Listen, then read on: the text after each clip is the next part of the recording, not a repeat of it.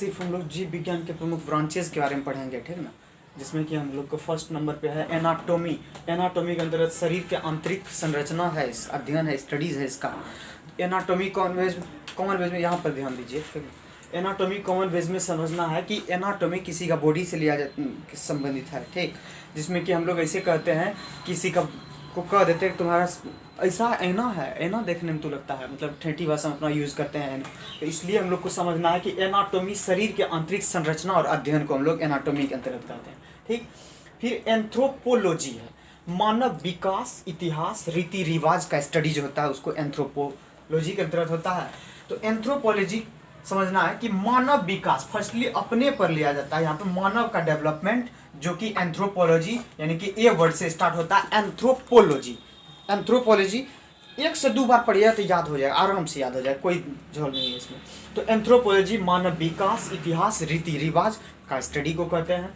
फिर है एस्ट्रोलॉजी। तो एस्ट्रोलॉजी और एस्ट्रोनॉमी सुनने से दोनों एक ही है, लगभग है भी एक, क्योंकि इसमें भी हम लोग खगोलिक पिंड का स्टडी करते हैं और पहला में भी ग्रह, नक्षत्र और जीवन पर आधारित स्टडी करते हैं। तो जहाँ पर एस्ट्रोलॉजी है वहाँ पर ज्योतिष विद्या के अंतर्गत ग्रह, नक्षत्र आदि के जीवन पर आधारित हम लोग स्टडी करते हैं। क्या एस्ट्रोलॉजी में? एस्ट्रोलॉजी में ज्योतिष विद्या हो जाएगा। फिर होता है वैदिक विद्या होता है, बहुत सारा टाइप का विद्वान होते हैं। तो ज्योतिष विद्या के अंतर्गत वो ग्रह, नक्षत्र आदि पर अपना रिसर्च करके, ठीक है ना, बतलाते हैं किसी का कुंडली कैसा है, लाइफ स्ट्रक्चर कैसा रहेगा, बस यही ये चीज़ बतलाते हैं। फिर एस्ट्रोनॉमी के अंतर्गत हम लोग खगोलीय पिंड का अध्ययन करते हैं। तो याद रखिएगा एस्ट्रोलॉजी में किसका स्टडी किए थे हम लोग? एस्ट्रोलॉजी में तुरंत ज्योतिष विद्या का स्टडी किए हैं, जबकि एस्ट्रोनॉमी में हम लोग खगोलीय पिंड के स्टडी किए हैं, ठीक है। फिर सिरेमिक्स है। सिरेमिक्स मिट्टी के बर्तन तैयार करने के संबंध में। सिरेमिक्स एक प्रकार का इंजीनियरिंग टाइप का होता है, ठीक ना। जैसे कि इलेक्ट्रीशियन है, तो इलेक्ट्रीशियन क्या करेगा? जो इलेक्ट्रिक क्षेत्र में जो अपना काम है, ड्यूटी है, वो काम करेगा, ठीक है ना। तो या फिर मैकेनिक्स है, या फिर डीजल मैकेनिक्स होता है, फिर सिविल होता है, अलग अलग ट्रेड होता है, ठीक ना, ब्रांचेज होता है। तो सिरेमिक्स ब्रांच के अंतर्गत इसके अंतर्गत क्या करते हैं, इधर ध्यान दो, मिट्टी के बर्तन तैयार करने के संबंध में अध्ययन करते हैं। तो मिट्टी के बर्तन तैयार करेंगे तो उसका सिर में क्या होगा? गंदा होगा, मिट्टी लगेगा कि नहीं लगेगा? तो मिट्टी के बर्तन आया तो सिरेमिक्स दिमाग में रखेंगे, सिर में भी गंदा हो जाएगा, ठीक है। इसके बाद फिर कीमोथेरेपी। कीमोथेरेपी तुरंत इजी वे में हम लोग जाने कि चिकित्सा विज्ञान है। कीमोथेरेपी चिकित्सा विज्ञान है, जिसके अंतर्गत रासायनिक यौगिक से हम लोग उपचार करते हैं। तो ब्रांच वैसे बहुत सारा है, ठीक है ना, जैसे कि चेस्ट का स्टडी हो गया, फिर पेट का स्टडी हो गया, फिर सिर का स्टडी हो गया, न्यूरॉन्स का स्टडी हो गया, तो न्यूरोलॉजी होता है, बहुत सारा ऐसे ब्रांचेज है। दांत का स्टडी है, डेंटोलॉजी होता है, ओडोंटोलॉजी होता है। तो कीमियोथेरेपी के अंदर चिकित्सा विज्ञान यानी कि रासायनिक यौगिक से उपचार का स्टडी करते हैं इसमें, बस। कॉस्मोलॉजी। कॉस्मोलॉजी में ब्रह्मांड का स्टडी करते हैं। कॉस्मोग्राफर होता है जो ब्रह्मांड के बारे में बतलाता है, कॉस्मोग्राफर कहते हैं। तो यहाँ पर कॉस्मिक सामान से नहीं समझना, कॉस्मिक सामान भी होता है, कॉस्मेटिक सामान, तो वो नहीं। यहाँ पर कॉस्मोलॉजी है जो ब्रह्मांड का स्टडी करता है, ठीक है। फिर क्रायोजेनिक्स, निम्न ताप पर विभिन्न प्रयोग या स्टडी। क्रायोजेनिक्स कौन भाषा में? ठेठी में हम लोग कहते हैं ठेठी में कहते हैं कि कानना या रोना, और इंग्लिश में इसी को क्राई कहते हैं। तो क्राई, तो बच्चा कब चिल्लाना स्टार्ट कर जाए? निम्न टेम्परेचर होगा, निम्न ताप होगा तो बच्चा रोना स्टार्ट कर देता है। तो निम्न ताप पर विभिन्न प्रयोग के बारे में हम लोग सीखते हैं। तुरंत समझाए थे कि पोस्चराइजेशन क्या होता है। पोस्चराइजेशन, दूध को जो हम लोग कम टेम्परेचर पर हीट करके उसको फिर पैक कर देते हैं और सेलिंग करते हैं, तो बहुत दिन तक लगभग वो रह सकता है, 1 सप्ताह 2 सप्ताह तक रह सकता है पैकेट वाला दूध, वो खराब नहीं होता है। इस प्रोसेस को पोस्चराइजेशन प्रोसेस के नाम से जानते हैं, ठीक है ना।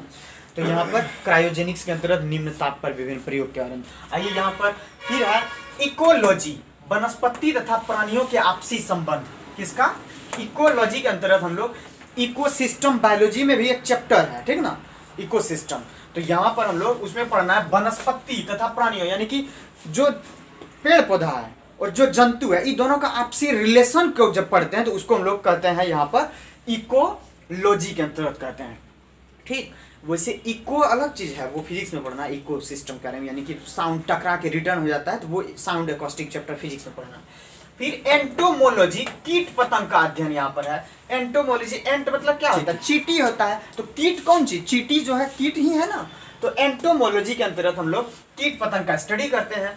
फिर एपिडेमिक्स, एपिडेमियोलॉजी, हम एपिडेमियोलॉजी तो महामारी, वर्ल्ड महामारी जो फैला हुआ है जैसे कोरोना वायरस उसी प्रकार का, तो ये महामारी के उपचार से संबंधित है जो पढ़ते हैं, तो एपिडेमियोलॉजी के अंतर्गत इसको लेते हैं। फिर है एक्स बायोलॉजी, पृथ्वी को छोड़कर अन्य ग्रह व उपग्रह का स्टडी। देखिए कॉमन सेंस में बायोलॉजी के अंतर्गत हम लोग क्या पढ़ते हैं, पृथ्वी पर जितना डिफरेंट जीव है उसका स्टडी करते हैं हम लोग बायोलॉजी के अंतर्गत। लेकिन है एक्स बायोलॉजी यानी कि पृथ्वी को छोड़कर अन्य ग्रह पर या उपग्रह पर जो अध्ययन किया जाता है उसका, तो हम लोग एक्स बायोलॉजी के अंतर्गत लेते हैं। जैसे मंगल ग्रह पर भी जीवन संभव है, वहाँ पर गैस पाया जाता है, तो उसका स्टडी किसके अंतर्गत हम लोग करेंगे, एक्स बायोलॉजी के अंतर्गत करेंगे। तो ये पृथ्वी को छोड़कर अन्य ग्रह के बारे में है, ठीक है।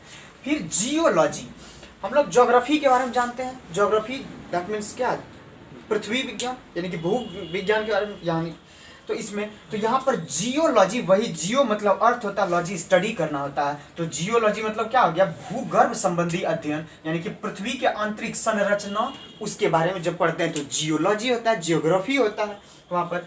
फिर जीरोंटोलॉजी, ये तो और मजेदार, जीरोंटोलॉजी में क्या आता है, वृद्धावस्था से संबंधित है।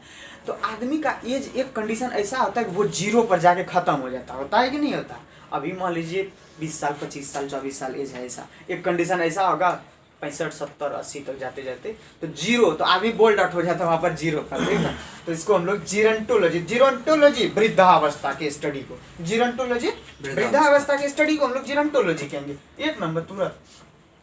फिर हॉर्टिकल्चर है, हॉर्टिकल्चर है यहाँ पर, हॉर्टिकल्चर तो पुष्प फल साग सब्जी आदि उगाने से संबंधित कोई चीज है तो किसमें है, हॉर्टिकल्चर। जनरली हुआ क्या कि कोई आदमी जो है, जैसे कि यहाँ पे बाहर में भी एक जगह साग सब्जी सब लगाया गया था और बच्चा सब क्या करता है, साइकिल से आता है तो उसी में चला जाता है, तो बहुत मेहनत न लगा था उसको, बहुत मेहनत लगा था। लेकिन जब साग सब्जी उसी पे लेके साइकिल से गाड़ी से चला जाता है तो उसको हर्ट पे बहुत ज़्यादा चोट भी लगता है। तो हॉर्टियोलॉजी यहाँ पर, हॉर्टियोलॉजी है तो पुष्प फल साग सब्जी आदि उगाने के संबंध में हॉर्टियोलॉजी, ऐसे याद रखिए। इसके बाद क्या है, हाइड्रोपैथी। हाइड्रो मतलब क्लियर है कि वाटर बात है, हाइड्रो, ठीक ना। तो डिहाइड्रेशन हम लोग वर्ड सुने हैं, डिहाइड्रेशन मतलब पानी का कमी हो जाता है बॉडी में, तो उसको डिहाइड्रेशन कहते हैं। और हाइड्रेशन है तो इसका मतलब वाटर प्रेजेंस है।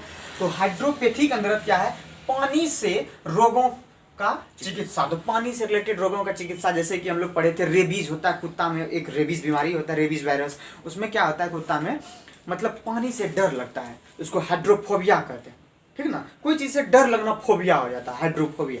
तो यहाँ पर क्या होता है उसको कि हाइड्रोपैथी, तो पानी से रोगों का चिकित्सा करना हाइड्रोपैथी कहलाता है, जैसे एलोपैथी होता है।